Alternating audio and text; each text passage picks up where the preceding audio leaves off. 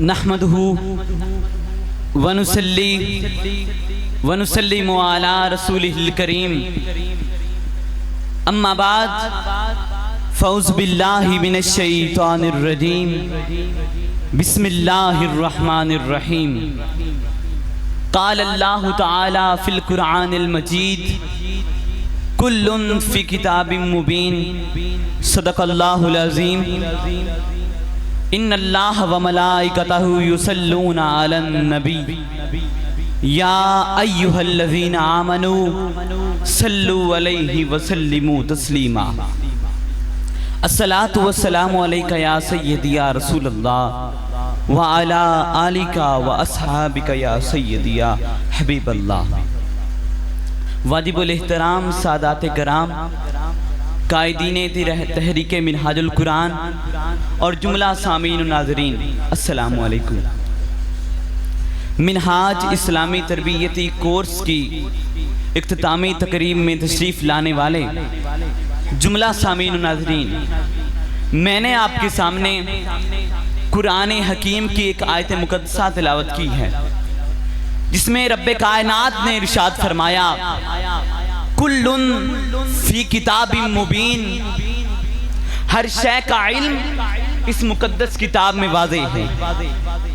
جناب والا، یہ آیت مقدسہ قرآنی علوم کی جامعیت، افاقیت اور ہماگیریت کا ذکر کر رہی ہے۔ یہ آیت مقدسہ فکر و دانش کے دروازے کھول رہی ہے اور اہل عقل و فکر کو پیغام دے رہی ہے کہ آؤ دہلیز قرآن پر، آؤ کتاب لا ریب کی بارگاہ میں، جہاں ہر جدید سے جدید علم کی خیرات مل رہی ہے۔ جب قرآن مجید کی صدائے علم چہار دانگ عالم میں گونجی تو بڑے بڑے ماہرین علم گدایان فکر بن کر، طالبان فکر بن کر قرآن مجید کی بارگاہ میں حاضر ہوئے۔ پھر ہر شخص کو اس کے ذوق، اس کی طلب، اس کی فکر کے مطابق قرآن کا فیض ملا۔ جب تک علم الکیمیا کے ماہرین کیمسٹری کے اسرار جاننے کے لیے دہلیز قرآن پر آتے ہیں تو قرآن مجید سورہ یونس کی آیت نمبر 61 میں جواب دیتا ہے وَمَا يَعْزُبُ الرَّبِّكَ مِن مِّثْقَالَ ذَرَّةٍ فِي الْأَرْضِ۔ یہی وہ کیمسٹری ہے جس کے بانی جابر بن حیان جب مدینہ منورہ میں حاضری دیتے ہیں، صحن حرم نبوی میں نواسہ رسول، گلشن آل محمد کے پھول امام جعفر صادق علیہ السلام گفتگو فرما رہے تھے۔ جابر بن حیان طالب علم و ادب بن کر قدموں میں حاضر ہوتا ہے اور علوم و معرفت کے چشموں سے سراب ہوتا ہے۔ معلوم ہوا کیمسٹری کا بانی در امام جعفر صادق سے فیض لیتا ہے۔ امام جعفر صادق علیہ السلام اپنے بابا امام باقر علیہ السلام سے فیض لیتے ہیں۔ امام باقر علیہ السلام اپنے بابا امام زین العابدین سے فیض لیتے ہیں۔ امام زین العابدین اپنے بابا امام حسین علیہ السلام سے فیض لیتے ہیں۔ امام حسین علیہ السلام اپنے والد مولا علی علیہ السلام سے فیض لیتے ہیں، اور مولا علی جو قرآن اور صاحب قرآن سے فیض علم حاصل کرتے ہیں۔ تو معلوم ہوا یہ سلسلہ علم بھی قرآن اور صاحب قرآن کی طرف جاتا ہے۔ سامعین محترم، جب فزکس کے ماہرین دہلیز قرآن پر آتے ہیں اور خیرات ہدایت طلب کرتے ہیں تو قرآن مجید سورہ زلزال کی آیتوں سے جواب دیتا ہے وَأَخْرَجَتِ الْأَرْضُ أَثْقَالَهَا فرما کر فورس آف گریوٹی کا تصور دیتا ہے۔ جب بائیولوجی کے ماہرین سائلین علم و فکر بن کر آتے ہیں تو قرآن مجید سورہ انبیاء کی آیت نمبر 30 کی روشنی میں رہنمائی فراہم کرتا ہے۔ جب ایمبریالوجی کے ماہرین اپنے تجربات کی تصدیق کے لیے دہلیز قرآن پر خیرات لیتے ہیں تو قرآن مجید سورۃ الطارق، سورہ ہجر اور سورۃ الدہر کی روشنی میں اسرار و رموز سے پردے اٹھاتا ہے، حتیٰ کہ ایمبریو سائنس کے پروفیسر مسٹر کیتھ مور کو بھی دہلیز قرآن پر سر تسلیم خم کرنا پڑتا ہے۔ جناب والا، جب زوالوجی کے ماہرین دہلیز قرآن پر قرآن کے علوم کا مطالعہ کرتے ہیں تو سورۃ النحل اور سورۃ الانعام بڑے بڑے راز حل کرتی ہے۔ جب باٹنی یعنی علم نباتات کے ماہرین دہلیز قرآن پر تشنگی علم و فہم بجانے کے لیے آتے ہیں تو انہیں یہ جان کر حیرت ہوتی ہے کہ سائنس کو 1694 میں یہ معلوم ہوا کہ پودوں میں نر اور مادہ ہوتے ہیں، جبکہ قرآن مجید نے آج سے 1400 سال پہلے سورہ یاسین کی آیت سبحان الذی خلق الازواج کلھا مما تنبت الارض میں بتلا دیا تھا کہ پودوں میں بھی نر اور مادہ ہوتے ہیں۔ اللہ اکبر، اللہ اکبر۔ اور جب بات میڈیکل سائنس کی ہو تو سورۃ النحل بڑے بڑے راز افشاں کرتی ہے، یہاں تک کہ آسٹریلین سائنسدان بھی عظمت قرآن کا اعتراف کرتے ہیں۔ اللہ اکبر۔ سائنس ان حقائق کو جان کر یہ ماننے پر مجبور ہے کہ کوئی تو ہے جس نظام عمل کے پردوں میں ہے، کوئی تو ہے جس نظام عمل کے پردوں میں ہے۔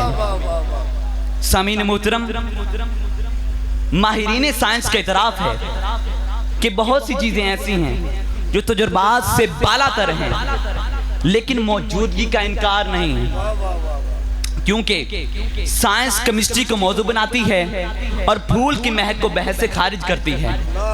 پھول کے کیمیائی اجزاء تو تولے جا سکتے ہیں لیکن اس کی مہک کو تولنے کے کوئی ذرائع نہیں۔ خلا میں تیرتے ہوئے ستاروں کی تعداد اور فاصلہ بتانے سے سائنس کا اثر ہے۔ سوڈیم سوڈیم کا ہاتھ لگانے سے ہاتھ جل اٹھتا ہے، جبکہ کلورین ایک زہریلی گیس ہے۔ آخر دونوں کے کھلے ملاپ سے سوڈیم کلورائڈ یعنی نمک کیسے بنتا ہے؟ سائنس کی تحقیق خاموش ہے۔ مردہ زمین سے پیدا ہونے والے پودوں میں خوشبو اور رنگ کس نے پیدا کیے؟ سائنس خاموش ہے۔ بے جان مٹی سے پیدا ہونے والی سبزیوں میں ذائقے کس نے پیدا کیے؟ سائنس خاموش ہے۔ چھپکلی چھت پر الٹی جلتی ہے، سائنس کی تحقیق کا اثر کیوں؟ معمولی سنڈے میں بچہ مقید ہے، وہ سانس کہاں سے لیتا ہے؟ اب معلوم ہوا کہ اس انڈے میں 10,000 سے زیادہ سوراخ ہیں، تو یہ سوراخ کس نے بنائے؟ سائنس خاموش ہے۔ مکڑی کو جالا بننا کس نے سکھایا؟ سائنس خاموش ہے۔ تو یہ سب راز اشارہ دے رہے ہیں کہ کوئی تو ہے جو نظام ہستی چلا رہا ہے، کوئی تو ہے جو نظام ہستی چلا رہا ہے، وہی خدا ہے، وہی خدا ہے، دکھائی جو بھی نہ دے نظر آ رہا ہے، وہی خدا ہے، وہی خدا ہے، وہی خدا ہے، وہی خدا ہے۔ سامعین محترم، آج کے اس دور میں اسلام کو بہت سی چیلنجز کا سامنا ہے۔ نوجوان نسل کو توحید باری تعالیٰ اور معرفت الہی سے دور کیا جا رہا ہے۔ ان حالات میں ایک مجدد وقت نے، ایک نبات قوم نے، شیخ الاسلام ڈاکٹر محمد طاہر القادری نے فتنہ الہاد پر کاری ضرب لگائی ہے۔ اللہ اکبر، اللہ اکبر۔ میں تمام نوجوانوں کو دعوت فکر دیتا ہوں کہ شیخ الاسلام کی کتاب اسلام اور جدید سائنس کا مطالعہ بھی کریں اور اس دفعہ 2024 میں اعتکاف میں ہونے والے خطابات بھی سماعت کریں۔ آخر پر ان اشعار سے اپنی بات کو مکمل کروں گا کہ لاکھ سائنس نے ترقی کی، لاکھ سائنس نے ترقی کی تجربہ گاہ علم و حکمت میں، لاکھ سائنس نے ترقی کی تجربہ گاہ علم و حکمت میں، آدمی نے مگر بفضل خدا، آدمی نے مگر بفضل خدا ڈال دی جان آدمیت میں۔ کتنے روبوٹ ہو گئے ایجاد، کتنے روبوٹ ہو گئے ایجاد آدمیت کی ارتقاء کے لیے، کتنے راکٹ خلا میں چھوڑے گئے، کتنے راکٹ خلا میں چھوڑے گئے نو انسان کی بقا کے لیے۔ اس ترقی کے عہد میں لیکن، اس ترقی کے عہد میں لیکن آگہی کی اذان دے نہ سکی میری سرکار کی طرح سائنس پتھروں کو زبان دے نہ سکی، میری سرکار کی طرح سائنس پتھروں کو زبان دے نہ سکی۔ والسلام وما علینا الا البلاغ المبین۔ اللہ اکبر۔